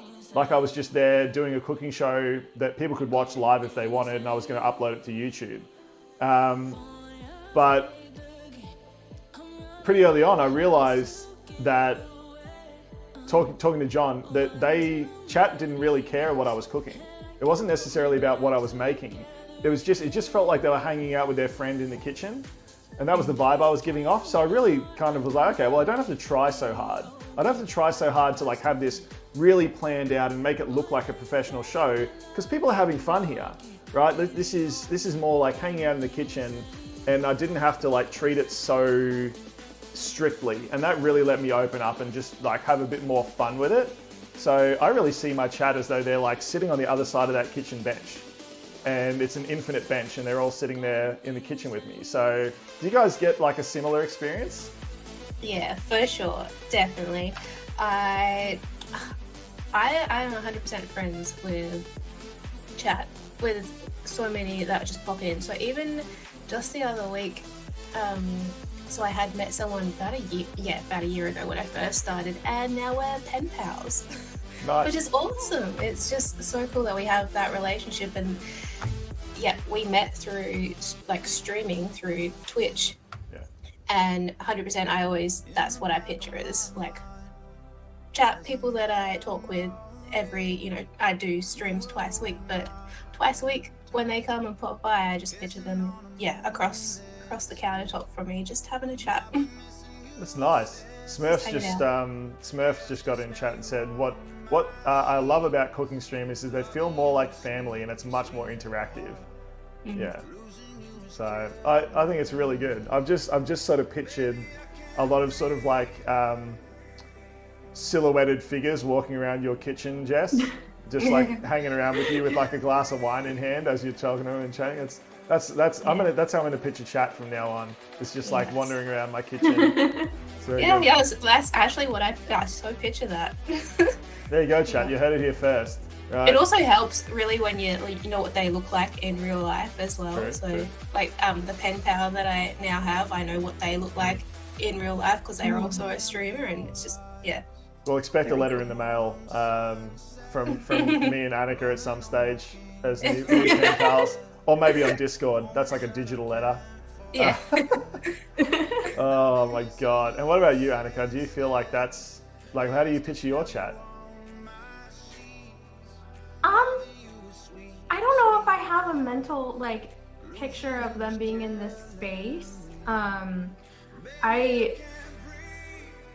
I feel like I wasn't quite sure what I was doing with the streaming to begin with. I think maybe I was thinking that maybe a little bit more showy, or I started leaning towards that at one point, trying to do stuff in the kitchen, but then also doing stuff in here and doing cakes. And what you were saying in the beginning, that my stuff is like ASMR or whatever. It's very relaxing. Yeah, I kind of came to this realization, especially when my sister was visiting my grandparents and she was watching my stream and she's like, I'm mesmerized.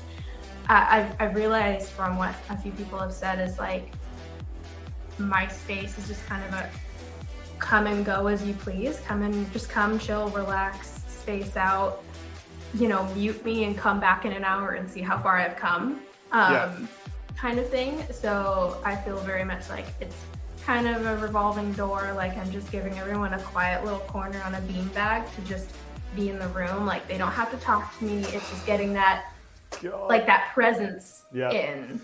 That is literally, that's the best way I've heard your stream described. And I've realized now that's what it feels like. When sometimes I'm literally at work, right? Don't tell all my staff this, but I'm literally at work sometimes, particularly early in the morning if I'm doing payroll or something, and I'm just watching one of your VODs, or if you're streaming when I'm on my break, I'll just put it on with a headphone in, and I always work on my breaks, but I'll be doing something on the computer, I'm just listening, and I'll look back, lift up the cover on my phone, oh wow, that's really come along, I see what you mean, yeah. That's super good. Yeah, I think my sense, the way I get a lot of social fulfillment is just being in the presence of someone else. Yeah. I love to talk, but just being in the presence of someone else really goes a long way for me. So I feel like that's kind of translated in a bit. I know I do. I'm sure Smurf can attest. I do talk a lot sometimes on stream, but yeah, that feel of just be around. That's nice. Oh, I just had a bit of a cosmic vertigo moment because I realized we're not all sitting in the same room, because I'm watching myself interacting with you both on my screen. And I was just like, oh wait, I'm here, and they're on a computer screen. Okay. Okay, before we finish up, because we're over time anyway, I've kept you longer in this podcast prison than I originally told you, but that is fine. Thank you for hanging out. I really, really appreciate it. Let's quickly, Ella, if you're still there, or anyone who is a mod, if you could give everyone a shout out, that would be amazing. We'll see if this works. They're probably all tuned out now. It might happen. Oh, Ella's here. Yes. Okay. I remembered to ask a mod to do it. I love you. You're amazing. Please follow Anika. Please follow Jess, ConnorCarbonara. They are amazing streamers. I do love them both. Their streams are great to hang in and check out. And I think we all stream at similar times as well. So we have rated each other multiple times. So if you like me, you will love these two as well.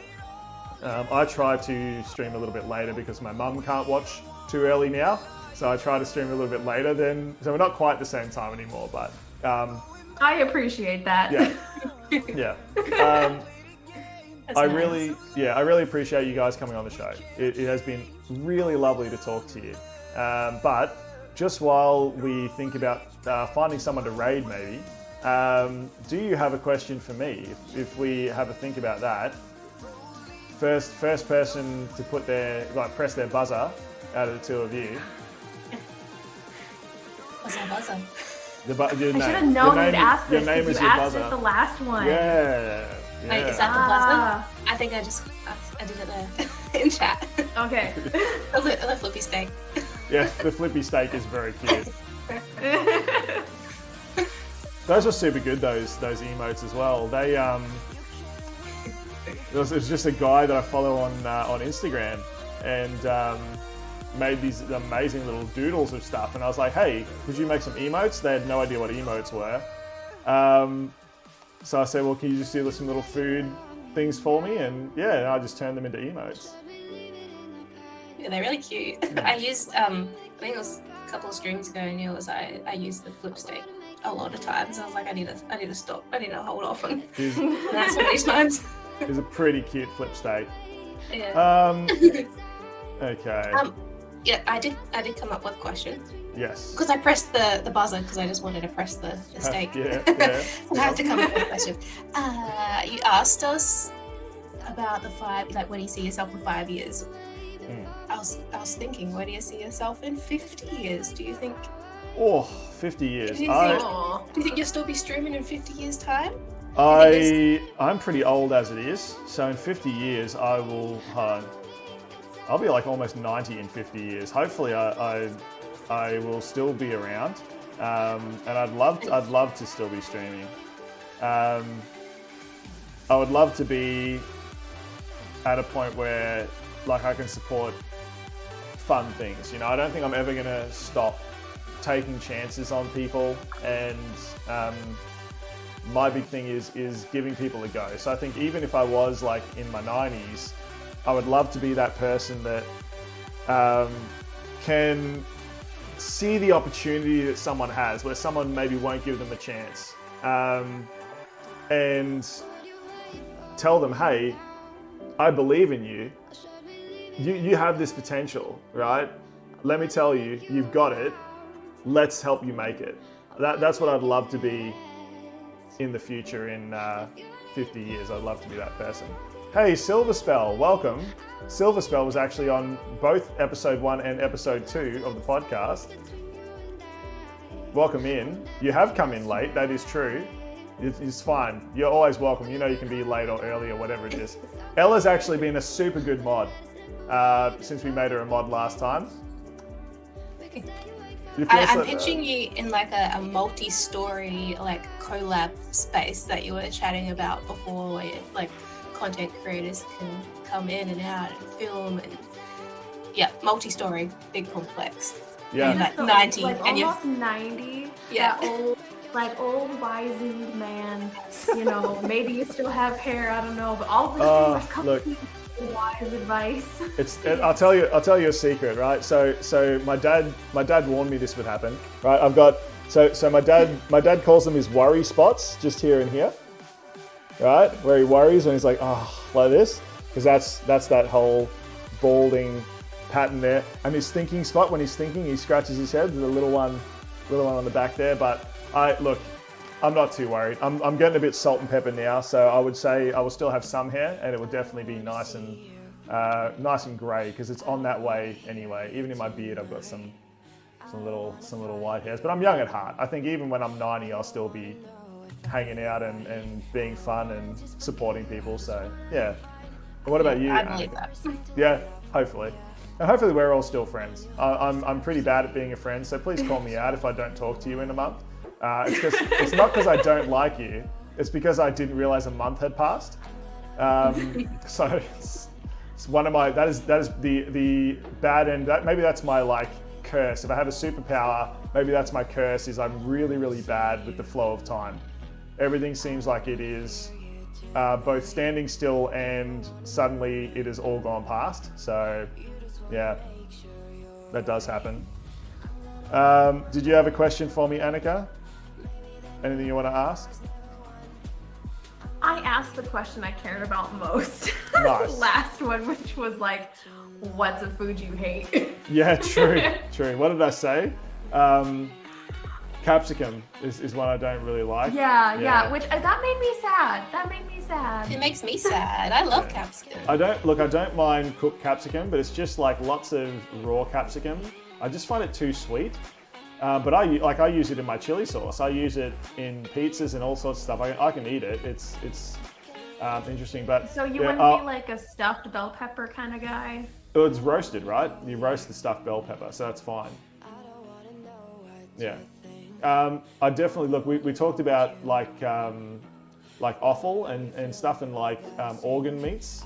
Definitely, it's just. Oh yeah. It's not necessarily the taste because I don't mind. I've had some really like nice dishes made like that. Obviously, in Italian cooking we use it a lot, but just the sort of grilled or like chunky versions, it's texture. The texture does it for me. So I actually would love your help from the two of you if we can find someone that we think would be fun to raid. I don't know if you can have a look maybe on food and drink streamers. There is someone who looks kind of cool, but I think they're Spanish, so it might be a little bit difficult to understand. Is that Happy Chef? No, that was sushi something. I've lost it completely. There's someone doing Thai green curry meal prep. Thai green curry meal prep? Yes, and chicken katsu, I think it says. Yeah, chicken katsu dinner. Sounds good. You guys have like different food things to me. Yeah, mine just randomly updated, so. Yeah, wow. Oh, here we go. There's the Thai green curry meal prep. Yeah, cool. So here's this one. Homes in 5. Okay. Well, let's rate homes in 5. Let's give that a go. Homes in 5. I'll just go back to my thing here and we'll set up that raid and then we'll say goodbye to chat. Thank you, Ella. Definitely, we would love you to be part of the Discord. Homes in 5. Start raid. Well, thank you very much, chat. This has been very lovely. I've much appreciated it. And also thank you to these two incredible people who have joined me. So we have Jess from ConnorCarbonara, who this is the first time we've collabed on a stream, but we talk on Instagram all the bloody time because we are both food lovers on Instagram. So if we can get a shout out quickly for Jess from ConnorCarbonara. My amazing. Thanks so much for having me. No, anytime. You're always welcome in this Big Small World kitchen and in these Big Small Worlds podcast. I'm sure I'll get you back again at some point when we talk about something fun. And our other guest, of course, is Anika from Sunshine Cakes. You've seen her before on this channel. She's usually hanging out in chat. So really, really lovely people. I'm absolutely astounded by how well and how fun this has gone. So I really appreciate it. We'll call it a night. Thank you. We'll go and raid Homes in 5 and we'll go ask them. What question are we going to ask? What question can we ask from the podcast? Maybe we'll ask them one of the questions that we asked you two. So maybe so let's ask, what do you see yourself doing in 5 years? Right, where do you see yourself in 5 years? That's what we're going to ask. That's a good one. Let's go, chat. Bye. Bye. Thank you very much, ladies and gentlemen, for tuning into episode 3 of These Big Small Worlds podcast with these two amazing people. It is the amazing Anika from Sunshine Cakes, Jess from ConnorCarbonara. Let's stream on Twitch. Both are on Instagram. I will link all of their socials and Twitch stuff in the description. And I hope you have a lovely rest of your morning, afternoon, evening, or night. Please subscribe, like, comment, all that YouTuber stuff. And we'll see you next time. That is not for you, chat. You stay where you are. That's for YouTube in the future. So don't go anywhere.